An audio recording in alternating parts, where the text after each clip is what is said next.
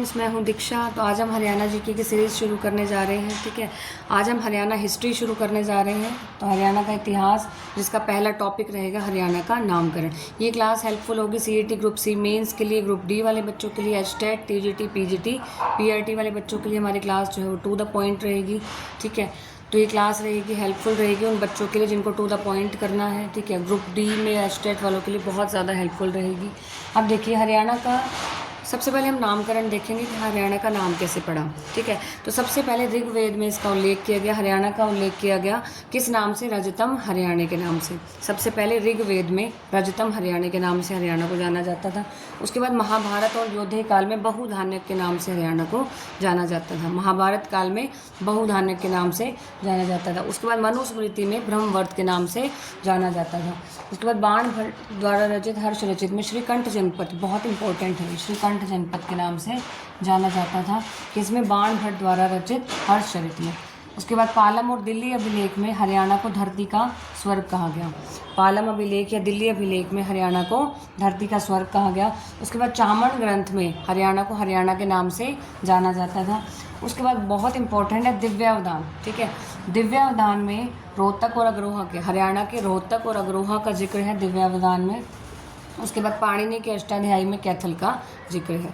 तो जो मैं आपको लिखवा रही हूँ उसके नोट्स जरूर बनाइएगा, साथ साथ रिवाइज करते जाइएगा, साथ साथ ही हमारे हरियाणा जी के पेपर के पॉइंट ऑफ व्यू से कंप्लीट हो जाएगी। और अब यहाँ पे देखिए, जो बाण भट्ट द्वारा रचित हर्षचरित में श्रीकंठ जनपद कहा गया था हरियाणा को। अब ये बाण भट्ट कौन है? बाण भट्ट है हर्षवर्धन के दरबारी कवि। ठीक है, बाण भट्ट कौन थे? हर्षवर्धन के दरबारी कवि। ठीक है, उनके द्वारा रचित हर्षचरित में हरियाणा को श्रीकंठ जनपद के नाम से जाना जाता था। बहुत इंपॉर्टेंट है ये। और एक दिव्यावदान बहुत इंपॉर्टेंट है, दिव्यावदान में रोहतक और अग्रोहा का जिक्र। स्टार्ट करते हैं, जिसका नाम है हमारा अभिलेख। ठीक है, तो सबसे पहला अभिलेख रहेगा हमारा टोपरा अभिलेख। ठीक है, क्या रहेगा? टोपरा अभिलेख। देखिए, टोपरा अभिलेख कहाँ से प्राप्त हुआ? हमें यमुनानगर से। ठीक है, इसमें टोटल 7 अभिलेख थे। ठीक है, अब देखिए, इन अभिलेख का निर्माण किसने कराया? सम्राट अशोक ने। ठीक है, सम्राट अशोक ने कहाँ निर्माण कराया था इसका? गुजरात की गिरनार पहाड़ियों में। कहाँ कराया था? गुजरात की गिरनार पहाड़ियों में। अब निर्माण तो कराया सम्राट अशोक ने, ठीक है, और कहाँ कराया? गिरनार की पहाड़ियों में। ठीक है, लेकिन उसके बाद इन अभिलेखों को फिरोज शाह तुगलक, ठीक है, यमुना के रास्ते कहाँ ले गया? दिल्ली में ले गया और वहाँ स्थापित करा दिया। ठीक है, अब देखिए, टोपरा अभिलेख को सम्राट अशोक ने उसका निर्माण कराया। उसके बाद फिरोज शाह तुगलक ले गया यमुना के रास्ते, कहाँ ले गया? दिल्ली ले गया और कहाँ स्थापित कर दिया? दिल्ली में। ठीक है, अब देखिए, इसमें से 7 अभिलेख, जो टोपरा अभिलेख में 7 अभिलेख हैं टोटल, जिसमें से 3 अभिलेख संबंधित हैं चौहान शासक विग्रहराज चतुर्थ से। किससे संबंधित है? चौहान शासक विग्रहराज चतुर्थ। ठीक है, अब ये विग्रहराज चतुर्थ कौन था? चौहान शासक, जिसने मुसलमानों को, मलेच्छों को, ठीक है, जिसमें मुसलमान को मलेच्छ भी बोलते हैं, इसने काफ़ी बार हराया था। विग्रहराज चतुर्थ ने मलेच्छों को या मुसलमानों को बहुत बार युद्ध में हराया था, पछाड़ा था। ठीक है, तो जिसमें से 3 अभिलेख किससे संबंधित हैं? विग्रहराज चतुर्थ से, जिसने मुसलमानों को काफ़ी बार हराया था। उसके बाद आता है सुघ अभिलेख। ठीक है, सुघ अभिलेख किससे रिलेटेड है? कहाँ से प्राप्त हुआ? हमें यमुनानगर से। जैसे टोपरा अभिलेख कहाँ से प्राप्त हुआ था? यमुनानगर से। सुघ अभिलेख भी कहाँ से प्राप्त हुआ? हमें यमुनानगर से। अब देखिए, सुघ अभिलेख में क्या है? यहाँ पे क्या है? एक मिट्टी की मूर्ति है। ठीक है, अब मिट्टी की मूर्ति में से एक बालक बना हुआ है। ठीक है, वो बालक क्या कर रहा है? वो विसर्ग और अनुस्वार का लेखन करता हुआ मिला। ठीक है, इस अभिलेख में क्या है? मिट्टी की मूर्ति में एक बालक है जो कि विसर्ग और अनुस्वार का लेखन करता हुआ दिखाई दे रहा है। उसके बाद आता है पेहोवा अभिलेख। बहुत बहुत इंपॉर्टेंट है, वेरी इंपॉर्टेंट। ठीक है, बहुत बार एग्जाम में आ जाता है। पेहोवा अभिलेख में एक तो क्या मिलता है?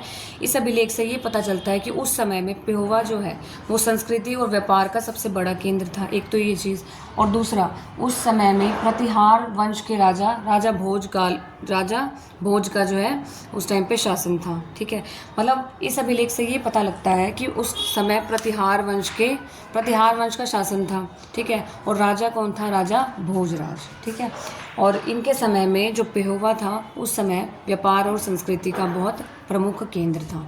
उसके बाद आता है अग्रोहा टैबलेट। ठीक है, टैबलेट का मतलब होता है ईंट। ठीक है, अब अग्रोहा में एक ईंट मिली जिस पे संगीत के 7 सुर उस पे मेंशन थे। ठीक है, अग्रोहा में एक ईंट मिली, उस ईंट पर क्या लिखे हुए थे? संगीत के 7 सुर।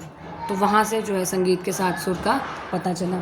तो ये थे अभिलेख, टोपरा अभिलेख। देखिए इसके और बहुत सारे अभिलेख हैं जो हम मेंशन कर सकें, हम वो करेंगे जो हमारे पेपर पॉइंट ऑफ व्यू से इम्पोर्टेंट है। जैसे कि एक है हमारा हिसार का अभिलेख जो कि गुजरी महल से मिला है, ठीक है।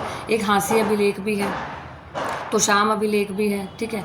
तोशाम अभिलेख जो है तोशाम से मिला हमें, और जो हिसार का अभिलेख है, ठीक है, वो गुजरी महल से मिला हमें। हिसार में जो गुजरी महल है वहाँ से मिला हिसार अभिलेख, ठीक है। एक हाँसी अभिलेख है, उसमें क्या बताया गया है कि पृथ्वीराज चौहान ने जो है वहाँ किलेबंदी करा दी थी, ठीक है।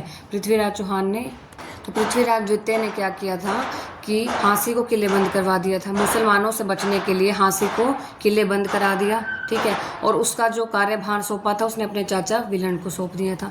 तो इस तरह से बहुत सारे अभिलेख हैं। हाँसी अभिलेख भी इम्पोर्टेंट है, तो मैं बता देती हूँ। हाँसी अभिलेख जो है पृथ्वीराज द्वितीय ने लिखा था, ठीक है। अब उसने क्या किया था, मुसलमानों से बचने के लिए हाँसी के किले को क्या करा दिया था, किलेबंद करा दिया था, और इसका कार्यभार उसने अपने चाचा विलन को सौंप दिया था। तो ये था आपका अभिलेख का टॉपिक। अब देखिए नेक्स्ट छोटा सा टॉपिक है सिक्के का, ठीक है। सिक्के ऐसे तो आप बुक में करने लगोगे, बहुत ज़्यादा डीप में बताया हुआ है। हमें सिर्फ उतनी चीज़ करनी है जो हमारे पेपर पॉइंट ऑफ व्यू से इम्पॉर्टेंट है। जो हरियाणा जी के मैं आपको करवा रही हूँ, एक बार आप क्लास जो है पूरी देखिएगा, तो जितनी हमारे पेपर पॉइंट ऑफ व्यू से इम्पोर्टेंट है हम उतनी करेंगे। जितनी हो सके हम क्वेश्चन की प्रैक्टिस करेंगे, जो हमारे क्वेश्चन आगे फर्दर पेपर में आ सकते हैं उनकी प्रैक्टिस करेंगे, ठीक है। PYQ भी रिवाइज करेंगे। अब देखिए टॉपिक 3 जो है हमारा सिक्के का रहेगा। अब सिक्के में मोस्ट इम्पॉर्टेंट क्या है, देखिए पंचमार्क सिक्के, इंडो ग्रीक सिक्के, कुषाण शासकों के सिक्के, कनिष्ककालीन सिक्के, ये हमें कहाँ से मिलते हैं, खोखरा कोट रोहतक में, ठीक है। खोखरा कोट कहाँ है, रोहतक में। तो मेन रहेगा, ये बहुत इंपॉर्टेंट है, काफ़ी बार आ जाता है। पंचमार्क सिक्के कहाँ से मिले, ठीक है। इंडो ग्रीक सिक्के कहाँ से मिले, कनिष्ककालीन सिक्के कहाँ से मिले, ये मिले हमें खोखरा कोट रोहतक से। जो भी मैं करवा रही हूँ उसके नोट्स बनाते जाइए, बहुत हेल्पफुल रहेंगे आपके लिए, ठीक है। और गुप्त सम्राट के सिक्के हमें कहाँ मिले, मीताथल भिवानी से। गुप्त सम्राट के सिक्के हमें कहाँ मिले, मीताथल भिवानी से।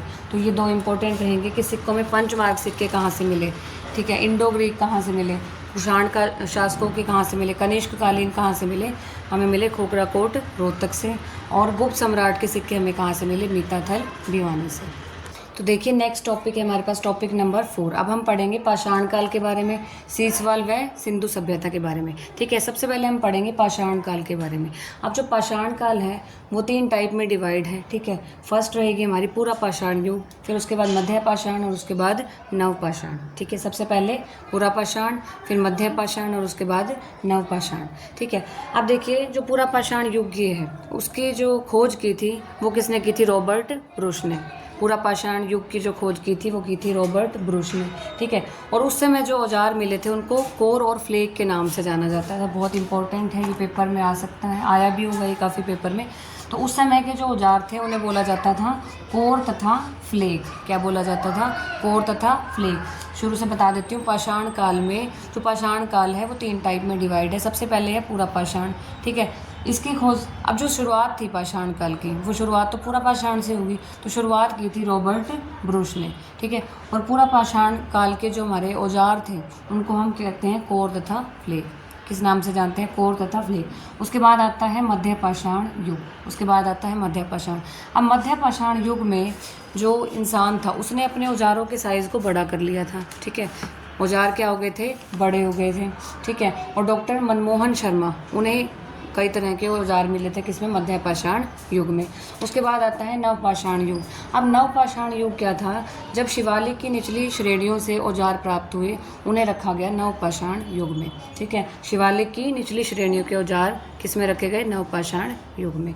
तो आई थिंक इतना समझ में आ गया होगा। साथ साथ आपको नोट्स भी बनाने हैं, नोट्स बनाते रहिए। तो चलिए पाषाण युग अभी तक हमने देखा, उसके बाद हम करेंगे सीसवाल सभ्यता, क्योंकि हमारे टॉपिक का नाम क्या था, पाषाण काल, सीसवाल और सिंधु सभ्यता, जिसमें से पाषाण काल हमने कर लिया है। उसके बाद आता है हमारा सीसवाल सभ्यता। अब देखिए सीसवाल सभ्यता, सीसवाल कहाँ है, हिसार में, ठीक है। और खुदाई किसने करवाई सीसवाल की, सूरजभान द्वारा, ठीक है। और मिला क्या क्या सीसवाल में, देखिए स्लेटी रंग के यानी कि ग्रे रंग के बर्तन मिले, ठीक है। चित्रित चूड़ियाँ मिली, 4 फीट ऊंचा शिवलिंग मिला, प्राचीन शिव मंदिर मिला, ठीक है। अब देखिए जो सीसवाल में जो बर्तन मिले ग्रे रंग के, स्लेटी रंग के जो बर्तन मिले, ठीक है, वो किससे मेल खाते थे? राजस्थान में जो कालीबंगा है, ठीक है, राजस्थान में जो कालीबंगा है वहाँ से जो बर्तन प्राप्त हुए थे उस बर्तनों से मेल खाते थे जो बर्तन यहाँ मिले सीसवाल सभ्यता से। और कहाँ से मिले थे? सीसवाल से, ठीक है। तो देखिए सीसवाल में क्या मिला हमें? ग्रे यानी कि स्लेटी रंग के बर्तन मिले, चित्रित चूड़ियाँ मिली, 4 फीट ऊंचा शिवलिंग मिला और प्राचीन शिव मंदिर मिला, ठीक है। उसके बाद आती है सिंधु घाटी सभ्यता। अब देखिए सिंधु घाटी सभ्यता 2400 से 1700 ईसा पूर्व, ठीक है। अब इसकी खुदाई किसने कराई थी? दयाराम, देखिए राय बहादुर साहनी द्वारा। किसने? राय बहादुर साहनी द्वारा इसकी खुदाई करवाई गई, खोज करवाई गई।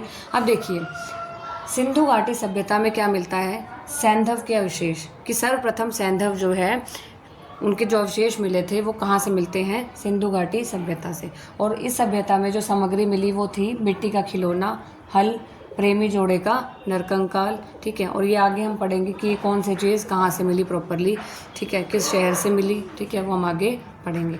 तो ये समझ में आ गया होगा। सीसवाल सभ्यता बहुत इंपॉर्टेंट है। जैसे आ जाएगा ग्रे रंग के बर्तन यानी कि स्लेटी रंग के बर्तन कहाँ से मिले थे? सीसवाल सभ्यता से। और ये किससे मेल खाते थे? राजस्थान के कालीबंगा से जो बर्तन प्राप्त हुए थे उनसे मेल खाते थे ये बर्तन जो सीसवाल सभ्यता से प्राप्त हुए। चित्रित चूड़ियाँ, 4 फीट ऊंचा शिवलिंग, प्राचीन शिव मंदिर। और सिंधु घाटी सभ्यता की अगर हम बात करें तो खोज की थी राय बहादुर साहनी द्वारा। राय बहादुर साहनी द्वारा सैंधव के अवशेष मिले थे, सामग्री मिली थी मिट्टी का खिलौना, हल और प्रेमी जोड़े का नर कंकाल। आई होप समझ में आ गया होगा। जल्दी से नोट्स बना लीजिए। चलिए देखते हैं अगला टॉपिक जो है हड़प्पा कालीन हरियाणा, जो है हड़प्पा कालीन हरियाणा 2300 ईस्वी पूर्व से 1750 ईस्वी पूर्व, ठीक है। अब देखिए सबसे पहले हम पढ़ेंगे हड़प्पा कालीन हरियाणा में बनावली, ठीक है, हम पढ़ेंगे बनावली, ठीक है। अब देखिए जितने भी हमारे पास कृषि से रिलेटेड चीज़ें हमें मिली, जितने भी कृषि से रिलेटेड हैं, जैसे कि जौ के साक्ष्य, सर्वप्रथम जौ के साक्ष्य कहाँ मिले? जुता हुआ खेत, उसके साक्ष्य कहाँ मिले?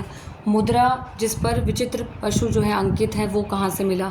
तो ये सब चीज़ें जो कि कृषि से रिलेटेड हैं वो हमें कहाँ से मिली? बनावली से। कहाँ से मिली? बनावली से। अब हल के आकार का खिलौना आ जाए, ठीक है, जुता हुआ खेत आ जाए, ऐसी मुद्रा जिस पर विचित्र पशु अंकित है कहाँ से मिले? हमें बनावली से, ठीक है। उसके बाद आता है राखी गढ़ी। तो राखी गढ़ी जो है हड़प्पा कालीन जब समय का जो सबसे बड़ा हमारे पास जो रहेगा कि सबसे ज़्यादा साक्ष्य हमें कहाँ मिले, जो सबसे बड़ा हमारे पास है, प्राचीन है और जो सबसे बड़ा है, ठीक है, क्षेत्रफल में, ठीक है, तो वो जगह जो रहेगी वो राखी गढ़ी रहेगी जो कि हिसार में है, हिसार के नारनौंद में, ठीक है। तो राखी गढ़ी में हम कह सकते हैं तो सबसे प्राचीन सभ्यता के साक्ष्य हमें कहाँ से मिलते हैं? राखी गढ़ी से। उसके बाद प्रेमी जोड़े का नर कंकाल बहुत इंपॉर्टेंट है। प्रेमी जोड़े का नर कंकाल ये हमें कहाँ से प्राप्त हुआ? राखी गढ़ी हिसार से। उसके बाद आता है फरमाना खेड़ा या फिर दक्ष खेड़ा। क्या आता है? फरमाना खेड़ा या फिर दक्ष खेड़ा। ये कहाँ पे है? रोहतक में। कहाँ है? रोहतक में। अब यहाँ किस चीज़ के साक्ष्य मिले? प्राचीन बस्ती के 27 कमरों की नींव वाला स्थान क्या है हमारे पास? फरमाना खेड़ा, ठीक है। 27 कमरों की नींव वाला स्थान कौन सा है हमारे पास? फरमाना खेड़ा या फिर दक्ष खेड़ा। उसके बाद आता है मीताथल भिवानी। उसके बाद हड़प्पा कालीन हरियाणा में जो स्थान आएगा उसके बाद रहेगा हमारा मीताथल भिवानी। एक मोस्ट इम्पॉर्टेंट लाइन है कि मीताथल भिवानी को क्या कहा जाता है? हड़प्पा का पूर्वी डोमेन। मीताथल भिवानी को किस नाम से जाना जाता है? हड़प्पा का पूर्वी डोमेन, इस नाम से मीताथल भिवानी को जाना जाता है, ठीक है। और इसका उत्खनन किसने किया? मीताथल भिवानी में जो हड़प्पा कालीन साक्ष्य मिले उत्खनन किसने किया? सूरजभान ने। किसने किया? सूरजभान ने। और क्या मिले हमें? कुषाणकालीन सिक्के। क्या मिले हमें? कुषाणकालीन सिक्के। उसके बाद आता है कुणाल फतेहाबाद। कुणाल कहाँ पे? फतेहाबाद में। अब यहाँ हमें क्या मिला? राजसी मुकुट और सोने व चांदी के आभूषण। अब हमारे पास क्वेश्चन क्या आ जाएगा? सोने व चांदी के आभूषण के साक्ष्य कहाँ मिले? कुणाल फतेहाबाद में। राजसी मुकुट के साक्ष्य कहाँ मिले? कुणाल फतेहाबाद में। तो देखिए बनावली में मिले जौ के साक्ष्य। जितने भी कृषि से रिलेटेड चीज़ें हैं जैसे जुता हुआ खेत, ठीक है, हल के प्रकार का, हल के आकार का खिलौना, मुद्रा जिस पर विचित्र पशु अंकित है, ठीक है, तो वो कहाँ मिले हमें? फतेहाबाद में। उसके बाद राखी गढ़ी में क्या मिले हमें? सबसे प्राचीन सभ्यता के साक्ष्य। ठीक है। और जो सबसे बड़ा स्थल रहेगा वो राखीगढ़ी रहेगा। उसके बाद जो सेकंड नंबर पे आता है वो दक्षखेड़ा है। ये सबसे बड़ा स्थल रहेगा हड़प्पा का। उसके बाद सेकंड नंबर पे जो आता है वो फरमाना खेड़ा या फिर दक्षखेड़ा है, जो कि रोहतक में है। वहाँ क्या मिला हमें? प्राचीन बस्ती के अवशेष और 27 कमरों की नींव वाला स्थान। कौन था हमारा? फरमाना खेड़ा या फिर दक्षखेड़ा। उसके बाद मीताथल भिवानी, जो मोस्ट इम्पॉर्टेंट लाइन है कि हरियाणा का पूर्वी डोमेन किसे कहा जाता है? मीताथल भिवानी को, ठीक है। और यहाँ से क्या प्राप्त हुए हमें? कुषाणकालीन सिक्के। और किसने उत्खनन कराया? सूरजभान ने। उसके बाद कुणाल फतेहाबाद में जितने भी सोने चांदी के आभूषण हैं वो कहाँ मिले? कुणाल फतेहाबाद में। राजसी मुकुट कहाँ मिला हमें? कुणाल फतेहाबाद में। जल्दी से इसे नोट कर लीजिए। चलिए, उसके बाद हमारा आता है भिड़ाना। हम क्या कर रहे हैं? हड़प्पा कालीन स्थल कर रहे हैं। 5 हमने कर लिए थे। उसके बाद है 6th है हमारे पास भिड़ाना। भिड़ाना कहाँ पे है हमारे पास? फतेहाबाद में। देखिए, अब भिड़ाना में क्या मिला हमें? वर्तमान की सबसे पुरानी बस्ती के अवशेष कहाँ मिले? भिड़ाना में। वर्तमान की सबसे पुरानी बस्ती के अवशेष कहाँ मिले? भिड़ाना में, ठीक है। उसके बाद आता है बालू। बालू कहाँ है? कैथल में। यहाँ क्या मिला हमें? लाल व स्लेटी रंग के बर्तन। क्या मिला? लाल व स्लेटी रंग के बर्तन मिले हमें बालू कैथल से। उसके बाद आता है भगवानपुरा। अब भगवानपुरा में क्या मिला हमें? चित्रित धूसर, ठीक है, जो स्लेटी रंग के थे। और उसके बाद मृदभान। भगवानपुरा में क्या मिला? चित्रित धूसर स्लेटी रंग के। और क्या मिला हमें? मृदभान, ठीक है। तो भिड़ाना में क्या मिला? वर्तमान की सबसे पुरानी बस्ती के अवशेष कहाँ मिले? भिड़ाना से, ठीक है। बालू कैथल से क्या मिले? लाल रंग के, लाल व स्लेटी रंग के बर्तन के अवशेष। उसके बाद भगवानपुरा से मिले चित्रित धूसर स्लेटी रंग और मृदभान। ये कहाँ से मिले हमें? भगवानपुरा से, ठीक है। जल्दी से एक बार लिख लीजिए। वैदिक सभ्यता, ठीक है। इससे पहले हमने 5 टॉपिक कंप्लीट कर लिए थे, ठीक है। हमारा टॉपिक नंबर 6 है वैदिक सभ्यता। अब देखिए, सबसे पहले हम इसमें पढ़ेंगे कि भारत का सबसे पहला राजा कौन था? राजा दिवोदास। ऋग्वेद के अनुसार, ऋग्वेद में ये कहा गया है कि भारत का सबसे पहला राजा था राजा दिवोदास। इसका पुत्र था राजा सुदास, ठीक है। अब राजा सुदास ने 10 राज युद्ध लड़ा। 10 राज युद्ध किसने लड़ा? राजा सुदास ने। ये युद्ध लड़ा, 10 राज युद्ध का मतलब है 10 राजाओं के विरुद्ध इसने एक युद्ध किया जिसमें ये जीत गया, ठीक है।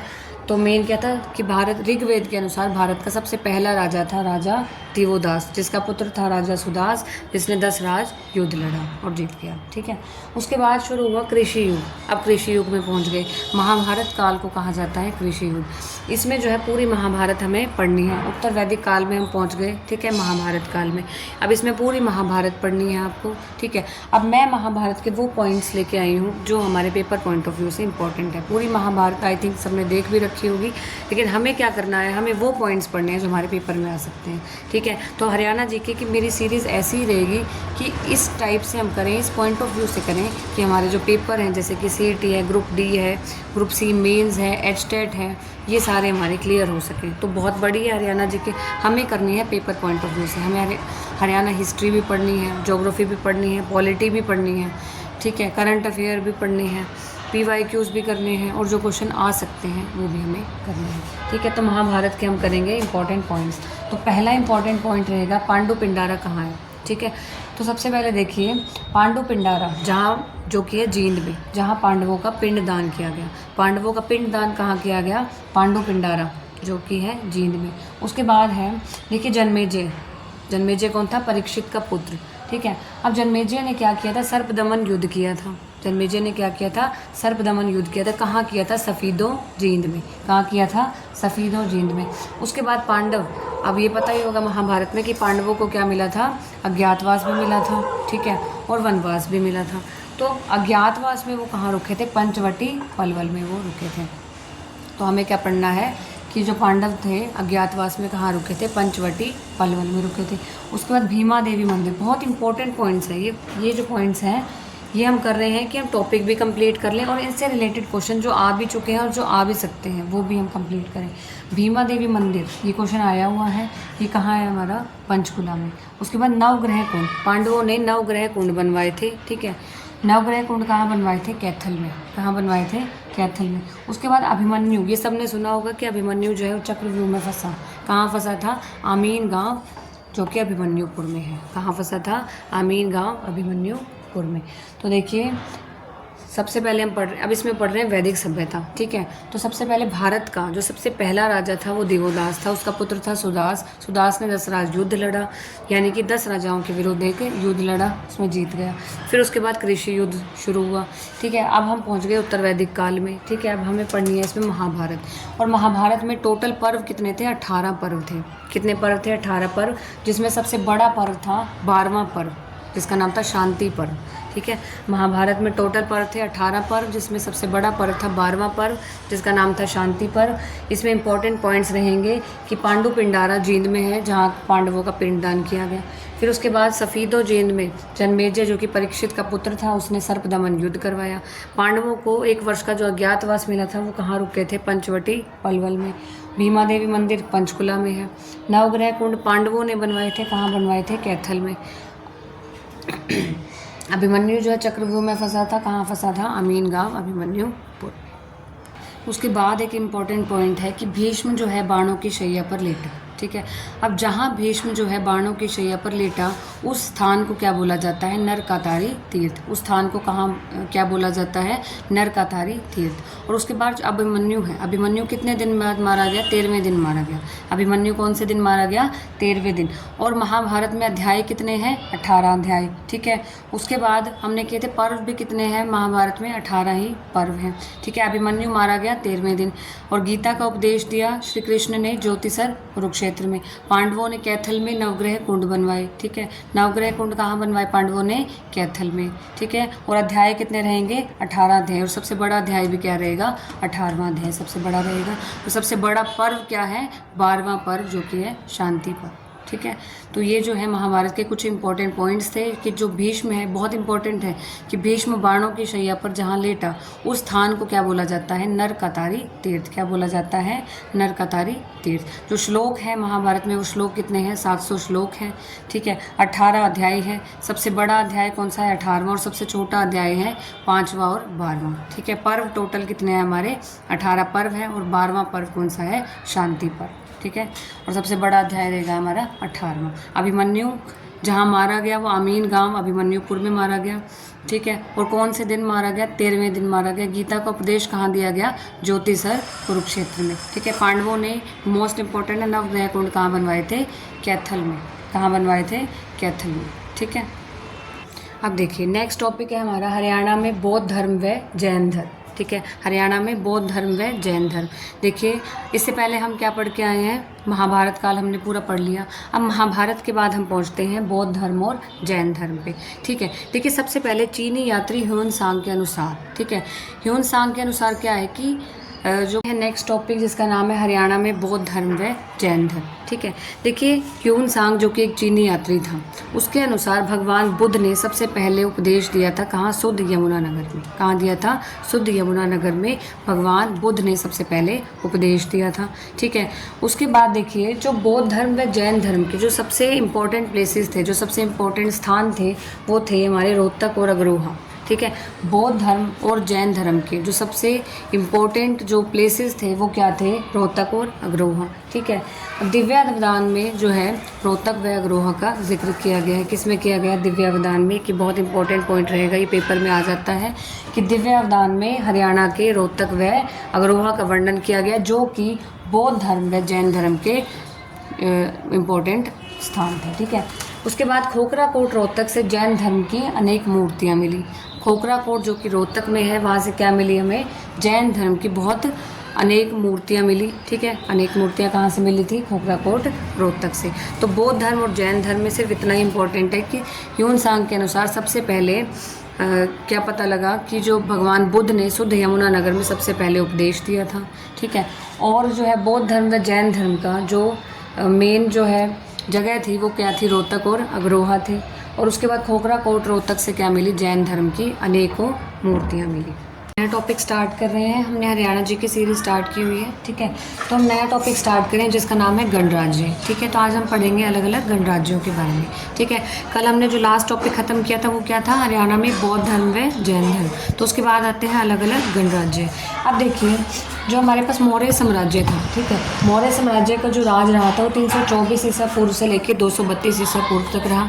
उसके बाद जो मौर्य साम्राज्य है उसका पतन हो गया, ठीक है, मौर्य साम्राज्य का पतन हो गया। उसके बाद देखिए मौर्य वंश के बाद आते हैं योधे गणराज्य, ठीक है, मौर्य वंश के बाद कौन सा गणराज्य आता है हमारे पास? योधे गणराज्य। अब जो योधे गणराज्य है उसकी उत्पत्ति कैसे हुई? युधिष्ठिर के सबसे बड़े पुत्र योधे से हुई, ठीक है, युधिष्ठिर का जो सबसे बड़ा पुत्र था उसका नाम था योधे, ठीक है, योधे के नाम से ही जो है एक नया जो वंश है हमारे पास योधे गणराज्य, ठीक है, उसका नाम क्या था? योधे गणराज्य। अब जो योधे गणराज्य था हमारे पास, इसकी जो राजधानी थी वो हरियाणा में क्या थी? हमें ये देखना है कि हरियाणा में जैसे महाभारत हुई उसका हरियाणा का पार्ट क्या था, हम क्या कर रहे हैं हरियाणा जी के, ठीक है। अब देखिए योधे गणराज्य में जो उनकी राजधानी थी वो क्या थी हमारे पास? नौरंगाबाद भिवानी, ठीक है, उनकी राजधानी का कहाँ थी? नौरंगाबाद भिवानी। और जो उनके सिक्के हमें मिले थे वो कहाँ से मिले थे? खोखराकोट रोहतक से, ठीक है। हरियाणा में तो इनके सिक्के मिले खोखराकोट रोहतक से, लेकिन इनके सिक्के जो यूपी में भी मिले थे वो मिले थे सहारनपुर से। कहाँ से मिले थे? सहारनपुर से। उसके बाद देखिए योधे पे जो अंकुश लगाया, ठीक है, इनको जिसने रोका वो था कनिष्क। कनिष्क ने इन पर पूर्ण तरह से जो है इन पे अंकुश लगाया था, ठीक है। अब देखिए योधे थे, ठीक है, योधे कहाँ से, उनके जो गणराज्य था उनकी उत्पत्ति कहाँ से हुई थी? युधिष्ठिर के सबसे बड़े पुत्र से, ठीक है। अब देखिए जो इनके भगवान थे वो कौन थे? भगवान कार्तिकेय, ठीक है। और जो इनके सिक्के मिले वो कहाँ से मिले? खोखराकोट रोहतक से मिले, ठीक है। अब उसके बाद यूपी से भी इनके सिक्के मिले थे, वो कहाँ से मिले थे? सहारनपुर से। कहाँ से मिले थे? सहारनपुर से। और इन पे पूर्ण तरह से अंकुश किसने लगाया था? कनिष्क ने। किसने लगाया था? कनिष्क ने, ठीक है। अब देखिए इसके बाद जो है योधेयों का हो गया पतन, ठीक है, कनिष्क ने पूर्ण तरह से इन पे अंकुश लगा दिया। उसके बाद हमारे पास आता है कुनिंद गणराज्य। उसके बाद कौन सा गणराज्य आता है हमारे पास? कुनिंद गणराज्य, ठीक है। अब ये जो कुनिंद गणराज्य है इनकी राजधानी क्या थी? अंबाला, ठीक है। योधेय की गणराज्य राजधानी क्या थी? योधेय गणराज्य की राजधानी क्या थी? नौरंगाबाद भिवानी, ठीक है। कुनिंद गणराज्य की राजधानी क्या है? अंबाला, ठीक है, क्या रहेगी? अंबाला। अब देखिए जो कुनिंद गणराज्य था, ठीक है, उनका सबसे प्राचीन सबसे पुराना जो राजा था उसका नाम क्या था? राजा सुबाहु। कौन था? राजा सुबाहु। और सबसे प्रतापी राजा एक होता है बहुत शक्तिशाली, एक पुराना तो बहुत था सुबाहु, लेकिन एक होता है सबसे शक्तिशाली, कौन था? राजा अमोघभूति। कौन था? राजा अमोघभूति, ठीक है। फिर देखिए कुनिंद वंश के बाद आता है हमारे पास अग्र गणराज्य। कुनिंद वंश के बाद कौन आता है हमारे पास? अग्र गणराज्य। देखिए अग्र गणराज्य किसके नाम पर पड़ा? देखिए महाराजा अग्रसेन ने जो है अग्र गणराज्य की स्थापना की। किसने की थी? महाराजा अग्रसेन ने। महाराजा अग्रसेन ने शादी किससे की थी? माधवी नामक लड़की से की थी, ठीक है। तो माधवी नामक राजकुमारी से शादी की थी महाराजा अग्रसेन ने, ठीक है। उसके बाद उन्होंने क्या किया? अग्रोहा को अपनी राजधानी बनाया। महाराजा अग्रसेन, ठीक है, उन्होंने माधवी नामक राजकुमारी से शादी की, उसके बाद उन्होंने अग्रोहा को राजधानी बनाया, ठीक है। अब जो अग्रोहा था, ठीक है, अग्रोहा में क्या मिला था? एक ईंट मिली थी जिसपे 7 सुर होते हैं, ठीक है, 7 स्वरों का उल्लेख जो मिला था अग्रोहा में एक ईंट पर मिला था, ठीक है। तो वहाँ जो वो जगह थी, ठीक है, अग्रोहा नामक जगह को महाराजा अग्रसेन ने अपनी राजधानी बनाया, ठीक है। तो इस गणराज्य को हम क्या बोलते हैं? अग्र गणराज्य, जिनकी राजधानी क्या थी? अग्रोहा, ठीक है। उसके बाद देखिए उसके बाद आता है अर्जुनायन गणराज्य। अर्जुनायन गणराज्य, ठीक है, इसकी स्थापना कब हुई? 200 ईसा पूर्व में। कब हुई? 200 ईसा पूर्व में। अब देखिए ये जो गणराज्य है वो राजस्थान जीके की पॉइंट ऑफ व्यू से ज़्यादा इम्पोर्टेंट है, लेकिन हरियाणा में इसका कुछ एक भाग था जो कि महेंद्रगढ़ का इंक्लूड था अर्जुनायन गणराज्य का, ठीक है। कौन सा भाग था? महेंद्रगढ़ का कुछ भाग, ठीक है, किस गणराज्य में? अर्जुनायन गणराज्य में। अब देखिए ये जो अर्जुनायन गणराज्य के लोग थे ये योधे और कुनिंदों के साथ मिल गए थे। किसके साथ मिल गए थे? योधेयों और कुनिंदों के साथ मिल गए थे, ठीक है। और कुषाणों के विरुद्ध लड़ते लड़ते ये जो है इनके साथ मिल गए थे और इन्हीं के साथ रहने लगे, ठीक है। तो ये था अर्जुनायन गणराज्य। तो ये थे हमारे सारे गणराज्य। सबसे पहले हमारा योधेय गणराज्य था जिसकी उत्पत्ति युधिष्ठिर के बड़े पुत्र योधेय से हुई, ठीक है। किससे हुई? युधिष्ठिर के बड़े पुत्र योधेय से हुई, ठीक है। उसके बाद इनकी जो राजधानी थी नौरंगाबाद भिवानी। ये बहुत इंपॉर्टेंट पॉइंट है, काफ़ी पेपर में आ चुका है। उसके बाद जो योधेकालीन सिक्के मिले वो कहाँ से मिले हमें? खोखराकोट रोहतक से। इन पर पूर्ण तरह से अंकुश किसने लगाया? कनिष्क ने, ठीक है। उसके बाद आते हैं कुणिंद, ठीक है। अब जो कुणिंद है इनकी राजधानी थी अंबाला में। उसके बाद इनका सबसे प्राचीन राजा कौन सा था? सुबाहु था। लेकिन सबसे प्रतापी राजा कौन था? अमोघभूति, ठीक है। फिर आता है अग्र गणराज्य। इसकी स्थापना किसने की थी? महाराज अग्रसेन ने की थी। उन्होंने शादी किससे की थी? माधवी नामक राजकुमारी से की थी। शादी के बाद उन्होंने अग्रोहा को अपनी राजधानी बना लिया। अग्रोहा में क्या मिली थी? एक ईंट मिली थी जिसपे 7 सुरों का उल्लेख मिलता है, ठीक है। और अग्रोहा से एक मोहर भी मिली थी और 51 जो है तांबे के सिक्के भी मिले थे, पंचमार्क सिक्के भी मिले थे। तो अग्रोहा जो है बहुत इंपॉर्टेंट प्लेस है, बौद्ध धर्म और जैन धर्म के हिसाब से भी, गणराज्य पॉइंट ऑफ व्यू से भी। फिर उसके बाद आता है अर्जुनायन गणराज्य। वैसे ही राजस्थान में था, ठीक है, अर्जुनायन गणराज्य, लेकिन महेंद्रगढ़ का कुछ हिस्सा जो है वो हरियाणा में था, इसलिए वो अर्जुनायन गणराज्य हम पढ़ रहे हैं। और ये जो अर्जुनायन गणराज्य के लोग थे ये योद्धे और कुणिंदों के साथ मिल गए थे और किसके विरुद्ध लड़ रहे थे? ये कुषाण शासकों के विरुद्ध लड़ रहे थे। तो ये था हमारा टॉपिक गणराज्य, ठीक है। तो नोट्स बना लीजिए जल्दी से। चलिए नेक्स्ट टॉपिक है हमारे पास पुष्यभूति वंश, ठीक है। बहुत ही इंपॉर्टेंट और इंटरेस्टिंग टॉपिक है हमारे पास पुष्यभूति वंश, ठीक है। अब देखिए पुष्यभूति वंश, ये कहानी समझेंगे हम, बहुत अच्छी कहानी है, बहुत इंटरेस्टिंग है, ठीक है। देखिए पुष्यभूति वंश में हम क्या पढ़ेंगे? सबसे पहले पुष्यभूति नामक सरदार ने स्वतंत्र होने की घोषणा कर दी, ठीक है। अब जो पीछे हम टॉपिक पढ़ के आए हैं, ठीक है, अलग अलग गणराज्य हमने पढ़े थे, ठीक है। कौन कौन से? योद्धेय गणराज्य, ठीक है, अर्जुनायन गणराज्य हमने पढ़ा, ठीक है, कुणिंद गणराज्य हमने पढ़ा। तो जो गणराज्य हमने पढ़े, ठीक है, अब उनका हो गया पतन। उसके बाद पुष्यभूति नामक सरदार ने किया? स्वतंत्र होने की घोषणा कर दी, ठीक है। अब पुष्यभूति का पुत्र था नरवर्धन, ठीक है, पुष्यभूति का पुत्र था नरवर्धन। नरवर्धन का पुत्र था राज्यवर्धन। अब देखिए गद्दी जो है ऐसे संभालते गए और ये वंश ऐसे आगे बढ़ता गया। सबसे पहले पुष्यभूति ने संभाला, ठीक है। अब हरियाणा पे किसने राज कर लिया था? पुष्यभूति ने। फिर उसके बाद उसके पुत्र नरवर्धन ने, फिर उसका पुत्र राज्यवर्धन, फिर आदित्यवर्धन, फिर प्रभाकर वर्धन। यहाँ हमें पहुँचना है, ये इम्पोर्टेंट है। अब प्रभाकर वर्धन के जो पुत्र थे, 2 पुत्र थे उसके, राज्यवर्धन सेकंड और हर्षवर्धन, ठीक है। प्रभाकर वर्धन के 2 पुत्र थे, कौन कौन? राज्यवर्धन सेकंड और हर्षवर्धन। और एक पुत्री थी उसकी राज्यश्री, ठीक है। प्रभाकर वर्धन के 3 बच्चे थे, ठीक है। 2 पुत्र थे, राज्यवर्धन सेकंड और हर्षवर्धन, और एक पुत्री थी राज्यश्री, ठीक है। अब ये राज्यश्री का जो विवाह किया था वो किससे किया था? ग्रहवर्मा से। किससे किया था? ग्रहवर्मा से। अब देखिए अब हुआ क्या कहानी में? तो मालवा के शासक था देवगुप्त, उसने क्या किया? ग्रहवर्मा को मार दिया। ग्रहवर्मा कौन था? कन्नौज का राजा, ठीक है। अब राज्यश्री की शादी की गई कन्नौज के राजा ग्रहवर्मा से, ठीक है। अब ग्रहवर्मा को किसने मार दिया? देवगुप्त ने। मालवा के शासक ने कन्नौज के राजा ग्रहवर्मा को मार दिया, ठीक है। अब उसका जो भाई है राज्यश्री का, जो कि है राज्यवर्धन, अब उसने क्या किया? उसने देवगुप्त से लड़ाई की, देवगुप्त को हरा दिया, ठीक है। अब देवगुप्त हार तो गया लेकिन वो चुप बैठने वाला नहीं था। अब देवगुप्त का मित्र था शशांक, उसने क्या गेम खेली, ठीक है। उसने क्या किया? चालाकी से जो राज्यवर्धन था, राज्यवर्धन को अपने घर बुलाया। उसने कहा कि मैं अपनी बेटी से तेरी शादी करूँगा, ठीक है। तो शशांक ने क्या? शशांक कौन था? देवगुप्त का मित्र था।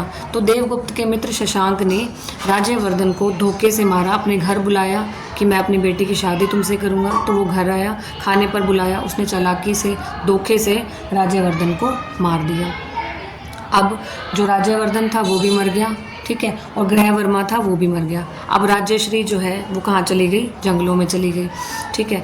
अब हुआ क्या? अब हर्षवर्धन को गद्दी पे बैठना पड़ेगा क्योंकि राज्यवर्धन जो उसका बड़ा भाई था वो भी नहीं है, ठीक है। उसको कन्नौज भी संभालना था, उसको थानेसर भी संभालना था, ठीक है। जो मेन जो राजा था पुष्यभूति वो कहाँ का था?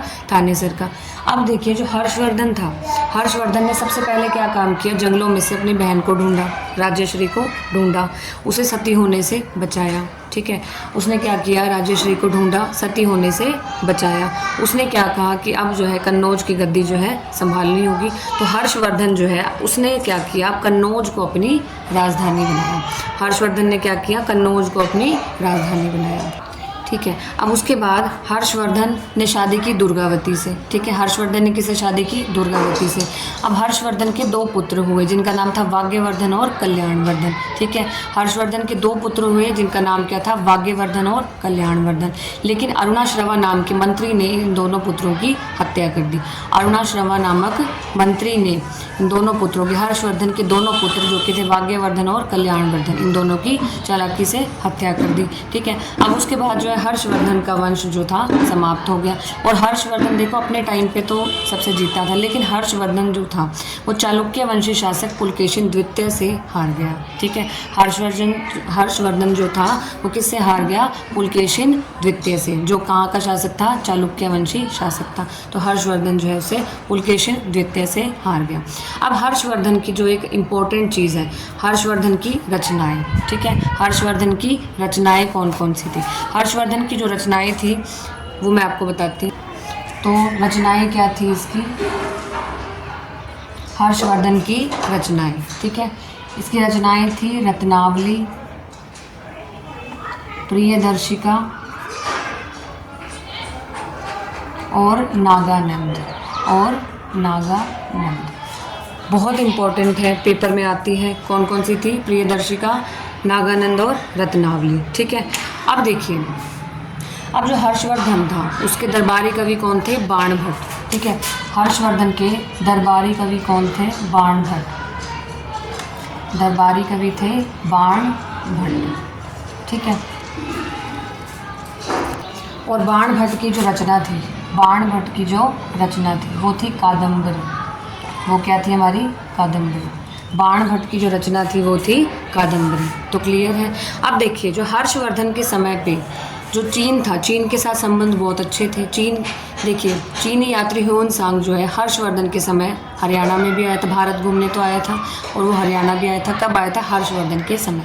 तो हम ये कह सकते हैं हर्षवर्धन के समय जो चीन के साथ संबंध थे भारत के और हरियाणा के, वो बहुत अच्छे थे, ठीक है। उसके समय पे चीनी यात्री ह्वेनसांग भारत आया था, हरियाणा आया था, और उसने हर्षवर्धन की बहुत तारीफ़ की थी, ठीक है।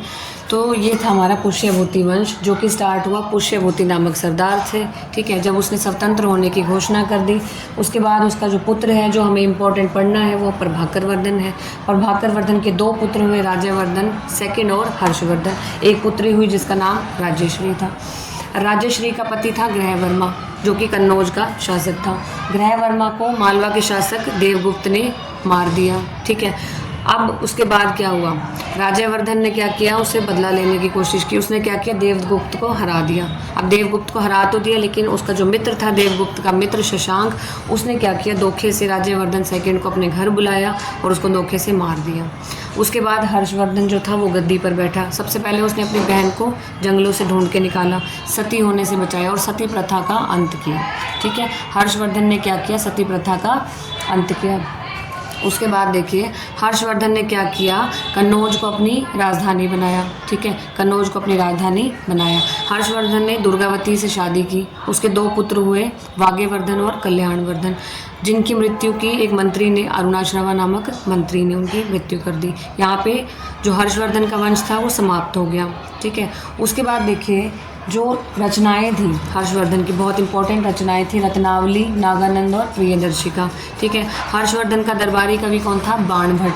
बाणभट्ट की रचना थी कादम्बरी, ठीक है। और हर्षवर्धन के टाइम पे चीन के साथ संबंध बहुत अच्छे थे, ठीक है। चीनी यात्री ह्वेनसांग हर्षवर्धन के समय पे हरियाणा में आया था और जिसने हर्षवर्धन की बहुत तारीफ़ की थी, ठीक है। और उसने अपने अभिलेखों में भी बताया है, ठीक है। और उसने अपनी रचनाओं में भी बताया है कि जो हर्षवर्धन था एक बहुत ही महान शासक था, बहुत महान राजा था, ठीक है। चलिए उसके बाद हमारा नेक्स्ट टॉपिक है गुर्जर प्रतिहार व तोमर वंश। कौन है? गुर्जर प्रतिहार व तोमर वंश। अब देखिए हर्षवर्धन, इससे पहले हमने क्या पढ़ा था? पुष्यभूति वंश, ठीक है। हर्षवर्धन की मृत्यु हो गई थी, किसने करी थी? चालुक्य वंशी शासक पुलकेशिन द्वितीय ने। अब देखिए हर्षवर्धन की मृत्यु के बाद जो हरियाणा का जो अधिकार था, ठीक है। अब जो देखिए हर्षवर्धन ने कन्नौज को राजधानी बनाया था, ठीक है। अब जो कन्नौज का राजा बना, ठीक है, वो कौन बना? हमारे पास यशोवर्मन, ठीक है। यशोवर्मन ने कन्नौज का जो अधिकार ले लिया था। उसके बाद देखिए यशोवर्मन के बाद कश्मीर का राजा था ललितादित्य मुक्तापीड़, ठीक है। यशोवर्मन के बाद ये राजा बना, यशोवर्मन मर गया था। उसके बाद ललितादित्य मुक्तापीड़ राजा बना। उसके बाद ललितादित्य मुक्तापीड़ की मृत्यु होगी। उसके बाद आता है पाल वंश का शासक धर्मपाल, ठीक है। धर्मपाल जो है वो शासक रहा, ठीक है, वो राजा बन गया। अब उसके बाद धर्मपाल के बाद हमारे पास आया प्रतिहार वंश का राजा नागभट्ट। कौन आया हमारे पास? देखिए पहले था पाल वंश का राजा, ठीक है। पाल वंश हम पढ़ते हैं ना इंडिया जीके में, ठीक है। हरियाणा जीके में हमारे पास जो पाल वंश का जो शासक बना था वो धर्मपाल बना था, ठीक है। अब उसके बाद आता है प्रतिहार वंश का शासक, ठीक है, वो था राजा नागभट्ट द्वितीय, ठीक है। इसने क्या किया? धर्मपाल को हरा दिया, ठीक है। फिर उसके बाद हुई प्रतिहार वंश की स्थापना। तो प्रतिहार वंश का जो शासक था राजा नागभट्ट, इसने क्या किया? नागभट्ट सेकंड ने, द्वितीय ने जो है धर्मपाल को हरा दिया था। इसको हराने के बाद जो है हमारे पास गुर्जर प्रतिहार जो है वंश की स्थापना हुई। अब देखिए नागभट्ट द्वितीय के बाद जो राजा बना था वो राजा मिहिर भोज बना था। और देखिए मिहिर भोज के पेहोवा अभिलेख से हमें पता लगता है कि जो पेहोवा था वो व्यापारिक और संस्कृति का सबसे बड़ा केंद्र था। हरियाणा में जो पेहोवा था, ठीक है, उस पेहोवा अभिलेख से ये पता लगता है कि जो पेहोवा नामक स्थान है, ठीक है, वो व्यापारिक और संस्कृति की दृष्टि से सबसे महत्वपूर्ण था, ठीक है। उसके बाद देखिए राजा मिहिर भोज राजा बना था, ठीक है। मिहिर भोज के बाद जो है राजा बना महेंद्रपाल। कौन बना? राजा महेंद्रपाल, ठीक है। अब जो महेंद्रपाल था वो कमज़ोर था, कमज़ोर राजा था, ठीक है, वो अयोग्य शासक था, ठीक है, योग्य तो था नहीं ज़्यादा। अब इसकी हो गई मृत्यु, 910 में मृत्यु हो गई। अब उसके बाद गुर्जर प्रतिहार वंश का अंत हुआ। उसके बाद जो उदय हुआ वो किसका हुआ? तोमर का। किसका हुआ? अब तोमर वंश का उदय हुआ। और तोमर वंश का उदय किससे हुआ? जाउल नामक सरदार से। तोमर वंश का उदय किससे हुआ? जाउल नामक सरदार से। अब देखिए हमारे पास किसका उदय हुआ? तोमर वंश का। किसका हुआ? तोमर वंश का उदय किससे हुआ? जाउल नामक सरदार से। किसने उदय किया? जाउल नामक सरदार ने, ठीक है। अब देखिए जो प्रथम राजा था, ठीक है, तोमर वंश का जो प्रथम राजा था वो कौन था? हमारा अनंगपाल, ठीक है। तो तोमर वंश का जो प्रथम राजा था वो क्या था? अनंगपाल। अब देखिए जो हमारे पास महेंद्रपाल था उसके पेहोवा अभिलेख से तो ये पता लगता है हमें कि जो पेहोवा था वो क्या था? संस्कृति और व्यापार की दृष्टि से सबसे महत्वपूर्ण केंद्र था, ठीक है। उससे ये भी पता लगता है कि 3 तोमर भाइयों का जो उल्लेख मिलता है, उन 3 तोमर भाइयों का नाम क्या है? गोगा, पूर्णराज और देवराज, ठीक है। पेहोवा अभिलेख से ये भी पता लगता है कि 3 तोमर जो थे भाई थे और उन्होंने भी शासन किया था। उनका नाम क्या है? गोगा, पूर्णराज और देवराज, ठीक है। जो मेन था तोमर का, जो तोमर वंश का जो मेन शासक था वो था अनंगपाल, ठीक है। इसने क्या किया था? फरीदाबाद में सूरजकुंड का निर्माण किया था। अनंगपाल ने क्या किया था? फरीदाबाद में सूरजकुंड का निर्माण करवाया, ठीक है। अनंगपाल ने क्या किया था? सूरजकुंड का निर्माण कराया था, ठीक है। ये था हमारे पास। और एक ये याद रखना, अनंगपाल द्वितीय ने जो है फरीदाबाद में सूरजकुंड का निर्माण कराया था। उसके बाद देखिए तोमर वंश का अंतिम शासक भी हम किसे बोलते हैं? अनंगपाल सेकंड को, ठीक है, क्योंकि उसका कोई पुत्र नहीं था। अनंगपाल का कोई पुत्र नहीं था, ठीक है। उसका नाती था कौन? पृथ्वीराज चौहान। अब चलेंगे चौहान वंश पे। तो हम क्या कर रहे हैं? धीरे धीरे स्टेप बाय स्टेप जो है सारे जो शुरू से लेके डिटेल भी करेंगे लेकिन टू द पॉइंट भी करेंगे। उतनी ही डिटेल करेंगे जितनी हमारी पेपर पॉइंट ऑफ व्यू से इम्पॉर्टेंट है। आई होप आपको क्लास पसंद आ रही होगी, ठीक है। अब देखिए अनंगपाल सेकंड का जो है कोई पुत्र नहीं था। इसने अपने नाती पृथ्वीराज चौहान को जो है जो शासन है वो सौंप दिया था, ठीक है। अब पहुँचेंगे धीरे धीरे चौहान शासन पर। चलिए अब हम पढ़ के आए हैं महमूद, तो अब पढ़ेंगे हम महमूद गजनवी द्वारा आक्रमण, ठीक है। अब थानेश्वर पर कितने आक्रमण किए, ठीक है। इससे पहले हमने क्या पढ़ा? गुर्जर प्रतिहार व तोमर वंश, ठीक है। तोमर वंश जैसे कि मैंने बताया था जिसका उदय किसने किया था? जाउल नामक सरदार ने। और उसका जो मेन शासक था वो कौन था? अनंगपाल सेकंड। अब देखिए अब हम पढ़ेंगे अगला टॉपिक है हमारा मध्यकालीन हरियाणा, ठीक है। अब हम किस पे पहुंच गए? मध्यकालीन हरियाणा पे। अब देखिए मध्यकालीन हरियाणा में सबसे पहले हम पढ़ेंगे महमूद गजनवी के बारे में। अब जो गजनी था, ठीक है, उसने 1000 से लेके 1026 तक हरियाणा पर बहुत आक्रमण किए, भारत पर बहुत आक्रमण किए उसने, ठीक है। अब देखिए 1000 से 1026 तक इसने कई आक्रमण किए।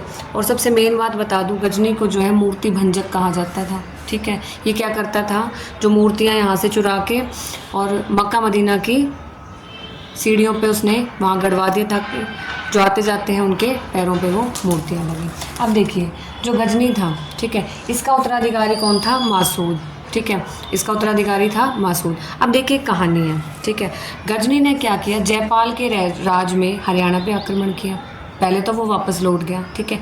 गजनी ने जयपाल के राज में हरियाणा पे आक्रमण किया। पहले तो वो वापस लौट गया, लेकिन वो फिर आया, फिर उसने आक्रमण किया जयपाल पे। अब क्या हुआ? जयपाल की किसी ने सहायता ही नहीं की, तो जयपाल जो था वो हार गया। अब जयपाल जो था वो हार गया, ठीक है। अब जो हमारे पास गजनवी था, ठीक है, जो हमारे पास गजनवी था वो 1030 में मर गया। जो गजनी था हमारे पास वो कब मर गया? 1030 में इसकी मृत्यु हो गई। सबसे पहले देखिए गजनी ने कितने आक्रमण किए? 1000 से 1026 तक कई आक्रमण किए, ठीक है। उसने जयपाल के राज में आक्रमण किया। पहले तो जयपाल के राज में वापस चला गया, दोबारा आया। अब जयपाल की किसी ने सहायता नहीं की, ठीक है, तो सहायता की नहीं तो जयपाल हार गया। उसके बाद देखिए जो गजनी था वो 1030 में इसकी मृत्यु होगी। इसका उत्तराधिकारी था मासूद। इसका उत्तराधिकारी कौन था? मासूद। अब देखिए मासूद और कुमारपाल पे युद्ध हुआ। अब क्या कि मासूद ने हांसी पर आक्रमण कर दिया 1037 में। मासूद ने क्या किया? 1037 में जो है हांसी पर आक्रमण कर दिया। अब हांसी में एक किला था, ठीक है, सभी जानते होंगे। हांसी का एक किला था जिसका निर्माण जो कराया था अनंगपाल ने करवाया, ठीक है। अनंगपाल ने उसका निर्माण कराया। उसके बाद राजा द्रुपद ने वहाँ तलवारों की फैक्ट्री खुलवाई, ठीक है, इसलिए उसका नाम जो था, उस किले का नाम था असीगढ़ का किला। असी मतलब तलवार, ठीक है। तो राजा द्रुपद ने वहाँ तलवारों की फैक्ट्री लगवाई, ठीक है। उसके बाद हांसी के किले का नाम क्या पड़ गया? असीगढ़ का किला, क्योंकि तलवारों की फैक्ट्री बन गई थी वो, ठीक है। उसके बाद जो था पृथ्वीराज चौहान ने उसका पुनर्निर्माण करवाया था कम्प्लीटली, ठीक है। उसका पूरा पुनर्निर्माण किसने करवाया था? पृथ्वीराज चौहान ने। अब हुआ क्या? मासूद ने उस किले पर, ठीक है, हांसी पर आक्रमण कर दिया। 1037 की बात है, ठीक है। तब वहाँ का राजा कौन था? कुमारपाल, ठीक है। कौन था? कुमारपाल। अब युद्ध हुआ मासूद वर्सेस कुमारपाल में। किस में हुआ? मासूद और कुमारपाल में युद्ध हुआ। अब कुमारपाल हार गया और मासूद जो था वो जीत गया। अब मासूद जीत गया, ठीक है। उसके बाद देखो 1041 में मासूद मर गया, ठीक है। अब मासूद का उत्तराधिकारी था मादूद। कौन था? मादूद। अब देखिए इसका उत्तराधिकारी तो था मादूद। अब देखिए जो युद्ध हुआ था मासूद और कुमारपाल के बीच में, हुआ क्या था? मासूद तो जीत गया था, कुमारपाल हार गया था। कुमारपाल उस समय हार गया था। तो जो कुमारपाल की पुत्री थी उसका नाम था आमटी। क्या नाम था? आमटी। तो जब ये हार गया कुमारपाल, तो आमटी ने क्या किया? तालाब में कूदकर जान दे दी, ठीक है। अब आमटी ने क्या किया? तालाब में कूदकर जान दे दी। तो जिस तालाब में कूदकर उसने जान दी थी उसका नाम क्या पड़ गया? आमटी तालाब, ठीक है। उसका नाम क्या पड़ गया हमारे पास? आमटी तालाब, ठीक है। तो देखिए कुमारपाल की पुत्री थी आमटी, उसने तालाब में कूदकर जान दे दी थी, जिस तालाब का नाम पड़ा आमटी तालाब। इंपॉर्टेंट है ये, ठीक है। उसके बाद देखिए 1041 में मासूद मर गया था, उसका उत्तराधिकारी बना था मादूद। अब ये जो मादूद था ये बहुत कमज़ोर शासक था, अयोग्य शासक था हम कह सकते हैं। उसके बाद मादूद कमज़ोर था, ये संभाल नहीं सका, तो कुमारपाल अब आया, वो राजा बन गया। अब कौन राजा बन गया? कुमारपाल। तो ये स्टोरी देखिए, सबसे पहले गजनी था, उसने बहुत आक्रमण किए, ठीक है। अब उसने जयपाल के राज में आक्रमण किया, जयपाल को हरा दिया, ठीक है। फिर उसकी हो गई मृत्यु 1030 में। उसके बाद उत्तराधिकारी मासूद बना, ठीक है। मासूद ने क्या किया? हांसी के किले पर आक्रमण किया, ठीक है। हांसी के किले का निर्माण अनंगपाल ने करवाया था। वहाँ राजा द्रुपद ने तलवारों की फैक्ट्री लगाई थी, ठीक है, जिसकी वजह से उसका नाम क्या पड़ गया था? असीगढ़ का किला। उसका पुनर्निर्माण किसने कराया था? पृथ्वीराज चौहान ने, ठीक है। अब देखिए मासूद ने जो है हांसी पर आक्रमण कर दिया था, उसका शासक था कुमारपाल। इन दोनों में युद्ध हुआ, कुमारपाल हार गया, मासूद जीत गया। कुमारपाल की पुत्री थी आमटी, आमटी ने तालाब में कूद कर जान दे दी, जिसका नाम पड़ा आमटी तालाब।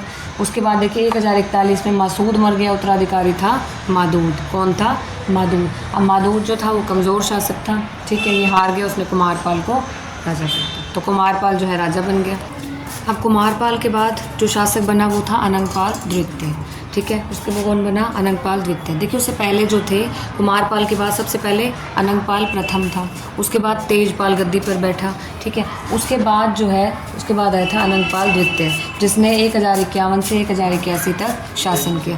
अनंगपाल द्वितीय ने कब तक शासन किया? 1051 से 1081 तक, ठीक है। और अनंगपाल द्वितीय ने ही सूरजकुंड का निर्माण कराया, जो कि कहाँ है? फरीदाबाद में, ठीक है, जो कहाँ है? फरीदाबाद में।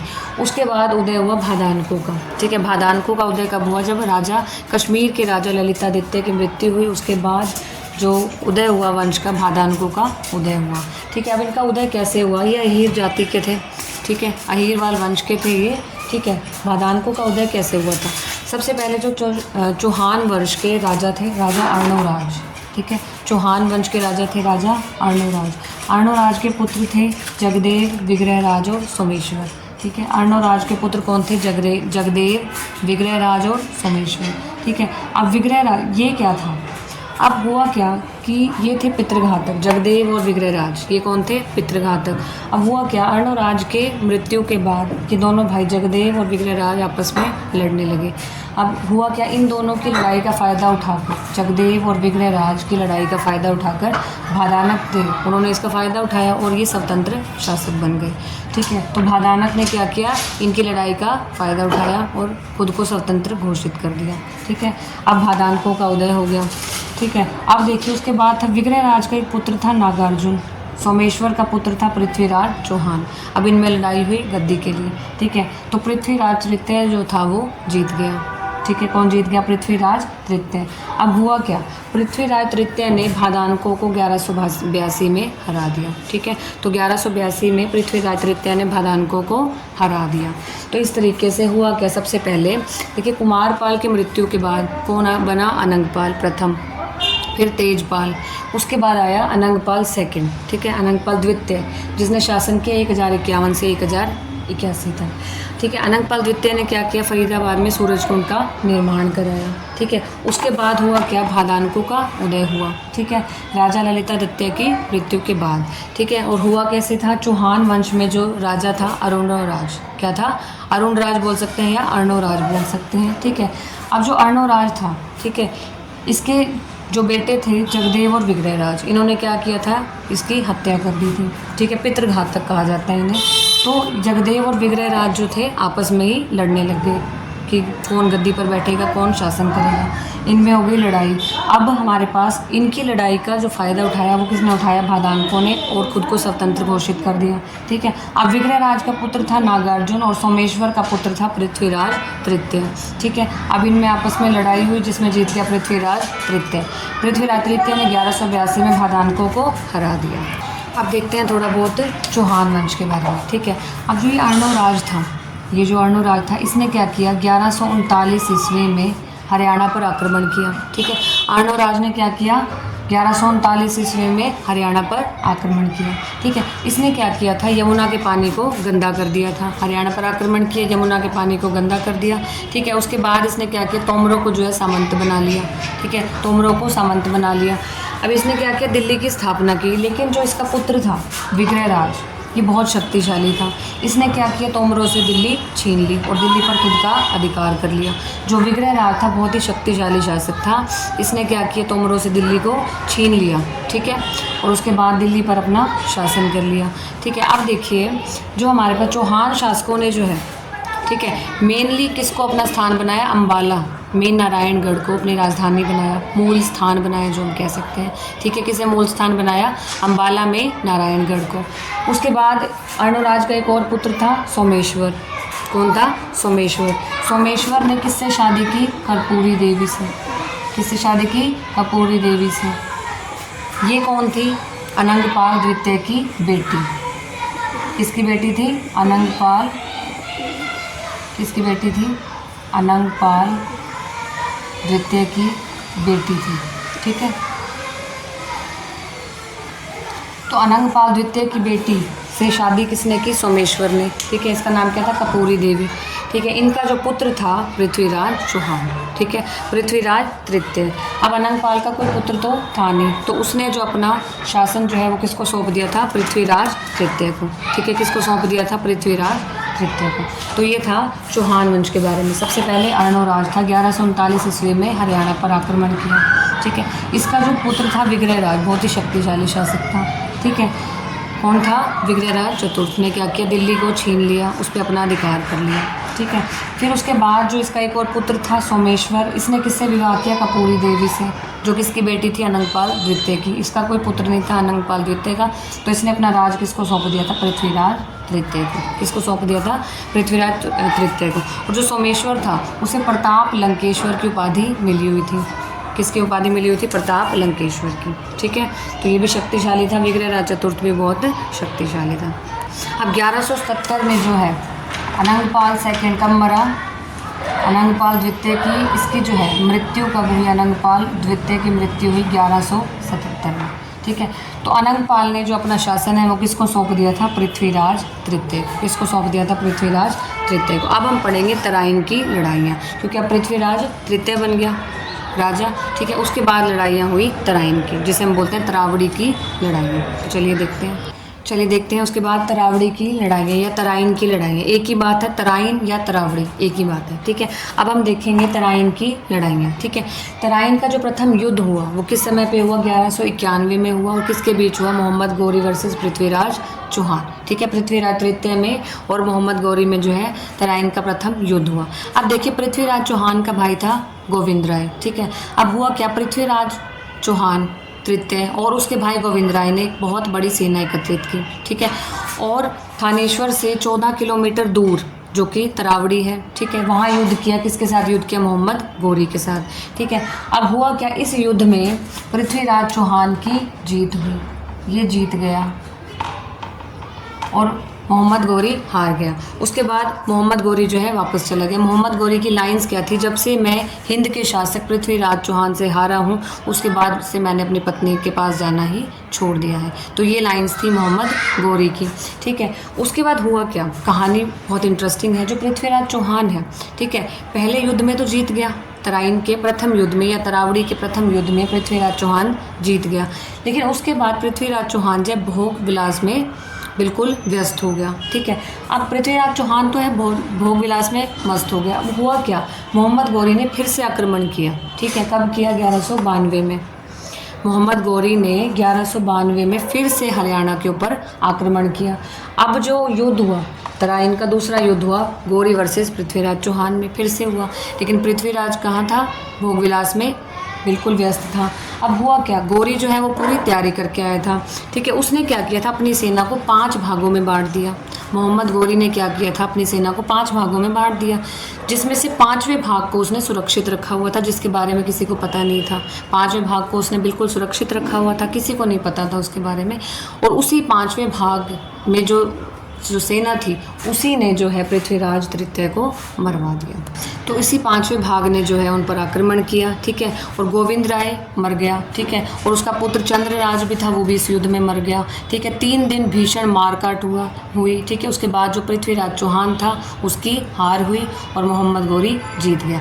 अब देखिए उसके बाद पृथ्वीराज चौहान का क्या हुआ, इस पर बहुत सारी विचारधाराएँ हैं कि उसकी मृत्यु कैसे हुई। जैसे अलग अलग विचारधाराएँ हैं। जैसे पृथ्वीराज आसों में तो चंद्रबरदाई ये लिखता है कि मोहम्मद गौरी उसे गजनी ले गया, वहाँ उसे अंधा करवाया। उसके बाद वो शब्द भेदी बाण चला सकता था, ठीक है। उसके बाद फिर उसको गौरी को मार दिया गया। अबूल फजल के अनुसार ये था कि पृथ्वीराज जो है उसको कहाँ ले जाया गया? गजनी लेके जाया गया, वहाँ उसकी मृत्यु हो गई, ठीक है। दशरथ शर्मा ने इसे रहस्यमय बताया कि पता ही नहीं चला कि उसके बाद पृथ्वीराज चौहान का क्या हुआ, ठीक है। तो ये था पृथ्वीराज चौहान के बारे में। तो हुआ क्या? तराइन की 2 लड़ाइयाँ हुई। प्रथम युद्ध हुआ 1192 में मोहम्मद गौरी वर्सेस पृथ्वीराज चौहान में, ठीक है। हुआ क्या था? जो पृथ्वीराज चौहान था तब तक क्या था? शक्तिशाली था। उसने क्या किया? गौरी को हरा दिया। अब गौरी एक बार तो चला गया, ठीक है, लेकिन वो जो था पूरी तैयारी करता रहा कि मुझे दोबारा से आक्रमण करना है और अब जीतना है। लेकिन पृथ्वीराज का उल्टा हुआ, वो भोग विलास में ही लगा रहा। फिर उसके बाद दूसरा युद्ध हुआ, गौरी ने फिर से आक्रमण किया। मोहम्मद गौरी ने 1192 में फिर आक्रमण किया और फिर एक और युद्ध हुआ तराइन का दूसरा युद्ध, ठीक है। किसके बीच में हुआ? गौरी वर्सेस पृथ्वीराज चौहान में। ठीक है, पृथ्वीराज चौहान ने क्या किया था? गोविंद राय के साथ सेना एकत्रित की थी। ठीक है, अब हुआ क्या?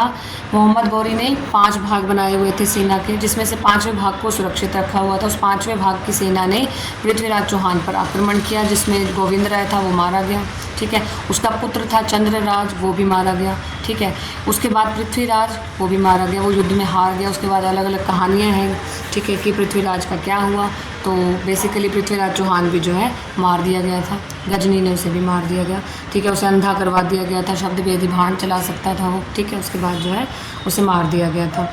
ठीक है, तो इस तरीके से मोहम्मद गौरी जो है वो जीत गया। ठीक है, अब देखिए गौरी के पास शासन तो आ गया, लेकिन मोहम्मद गौरी के खिलाफ जो है विद्रोह होने लगे।